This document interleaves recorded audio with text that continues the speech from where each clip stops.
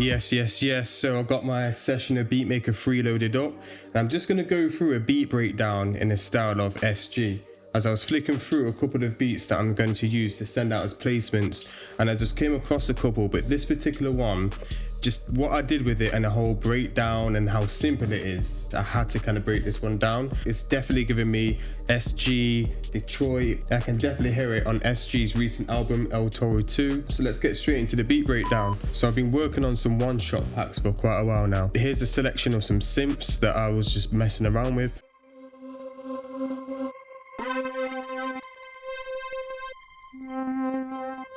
All of it with that little bit of granular glisten as well, so you hear that a lot in some of these trap beats. So disclaimer, trust the process, okay? So for the first part here, I started off in the E minor scale right here, BPM 170. So it's a little bit faster and it's just got that vibe, especially with the drums and how that comes in. That gives it its unique bounce. In some of these beats, I like to do a thing where I call it zigzag. So literally going up, down, and as I'm going up and down, I'm getting lower within the scale, and then I go up, down, and I go below and back up. So that just gives it a kind of like a nice kind of bouncy vibe. So let's have a little listen to see what that sounds like.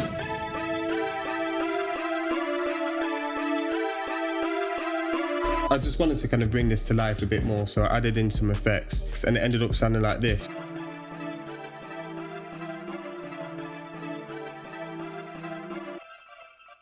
So for me, I kind of brought out a bit more of the low end. These are the set of effects that I've used. So the perforator, literally, it's kind of like a gate plugin. So as you can see, the steps of how the increment audio is manipulated. So there's loads of tons of effects on here. It's one of my go-to presets. As always, my alternative to Nicky Romero's Kickstart. This is Flux Mini, and literally it's a sidechain and does pretty much everything that you can do on that plugin. So it's my go-to alternative. So I've got a bit of a sidechain going on. I've got a quarter bar sync timing as well. And crystals, as you know, this is one of my go-tos for some that granular detail in the high end, and the slow machine, which is basically half time. And as you can see here, I literally just put it down to 41%. So that's where you can hear some of the low end. So I feel like that just jazzes it up a little bit and just makes it sound a bit different, but also kind of brings the melody a bit more to life. Stick with me, I added another element in. So I added in this one shot, just a little bit of granular detail just to go in the lower end. So I added that in on every half bar, and also I added in another accent. Just a little accent there, just to give it a little bit more energy and granular detail within the low end as well. This is what it sounds like all together.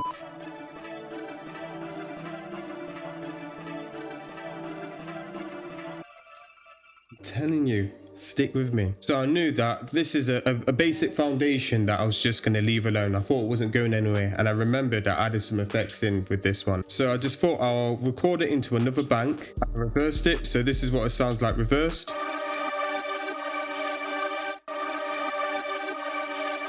And the main thing what I did here, I kept the start bit of it and then reversed the first little part. And what's good about this, and you can do on most doors, is, and this is how it starts off normally. So I did it to the third beat and then I reversed it back again. So let's have a little listen to that. I'm thinking that sounds like a bit more of like a starter loop now, just to add a bit of energy. So I thought I can definitely do something with this one here. So then I took that and then I recorded it into its own separate bank. Just that section where it goes up to the third beat and back again. This is what it sounds like normally. And I just sped it up a little bit as well. So again, there just gives it a little bit more movement. So these are the set of effects that I've had. So more or less kind of like the same what I did on the starter melody with the one shots that I used. The halftime, I've got the Flux Mini for some movement, and I've got the crystals for some granular details, and I just took a little bit of the lows out, so I've got a high pass filter in there. And I've got the exact same melody, same effects, but this one here, I just pitched it down an octave, just to give it a little bit of that variation. So now I know I've got the foundation of the melody of how I want it to be. I didn't want the beat to be overcomplicated. I loaded up a pure piano and I put down these bass notes here. So let's have a little listen to that.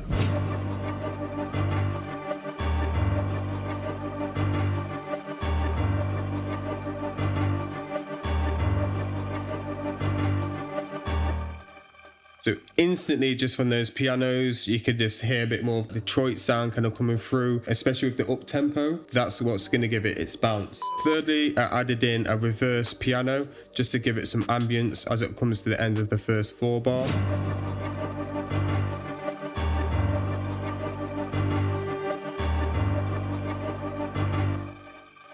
So for the effects on that, just a standard reverb and a bleed-ass delay. Literally got it on the ping pong mode, so it goes to the left and right ears, and a 1/4 bar sync.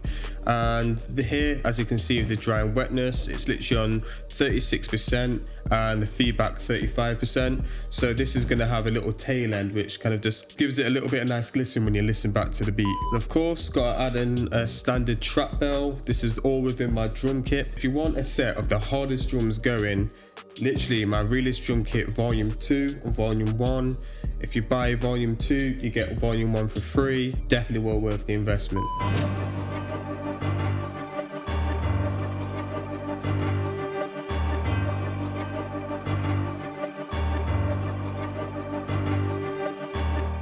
That's the starter loop. This is literally the main melody. Very simple, catchy, repetitive melody. And it's all about the drums that's going to give it its bounce. And so everything that you hear is part of my drum kits and one-shot kits that I've got going as well.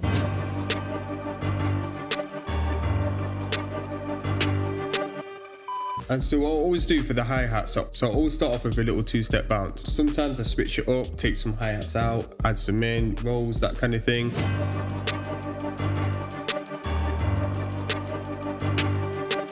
And then for the second part, I'll always add in some rolls, so I can add in these rolls later on within the beat and take them away, so I'm just not overcrowding the beat as so much, and just adding variations here and there, so you can switch it up so it's not boring to the listener. So let's have a little listen to some of these rolls.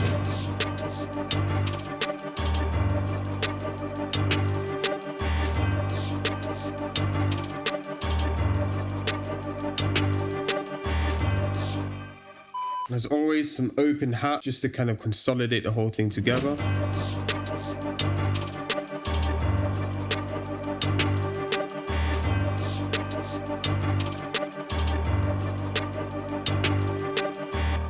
And so another thing what I did here is a little bit of a switch of the snares. This is another snare. It's kind of like a clapping snare together, layered. Switching up with the standard snare and then with the combined snare just makes it sound even harder. So let's have a little listen to that.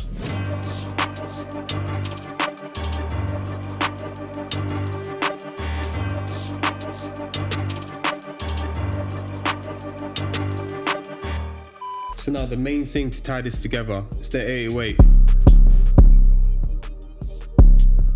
Just a hard 808, that's all you need. So literally just starting off with the root, going down 4 semitones and then going back to the root again, and just kind of playing around with some of the bits at the end. So let's have a little listen to that.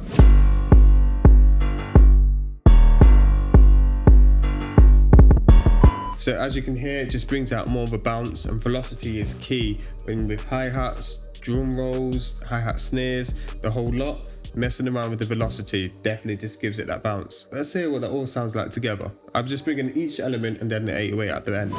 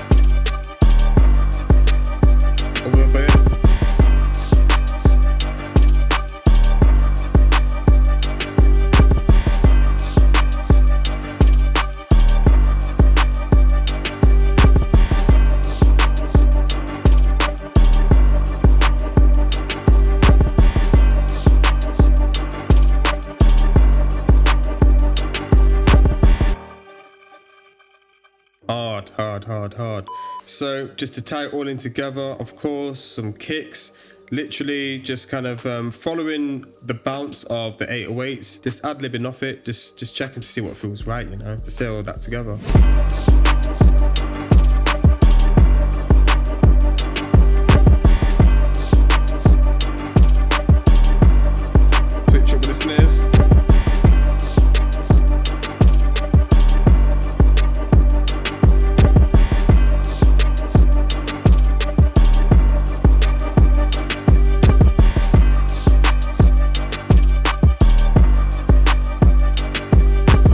You know what this could do with? Just another trap perk. Let's just go into the kit.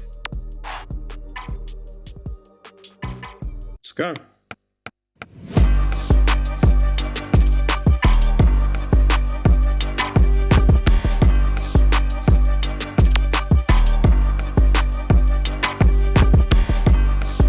Yeah, just a hard beat in the style of SG. I definitely can hear this beat blasting on El Toro 2 or just any SG, 42 Dog, Detroit. So stick with me, and if you're enjoying the content, like and subscribe so YouTube tells you when I release another gem. So that's it from me. Peace.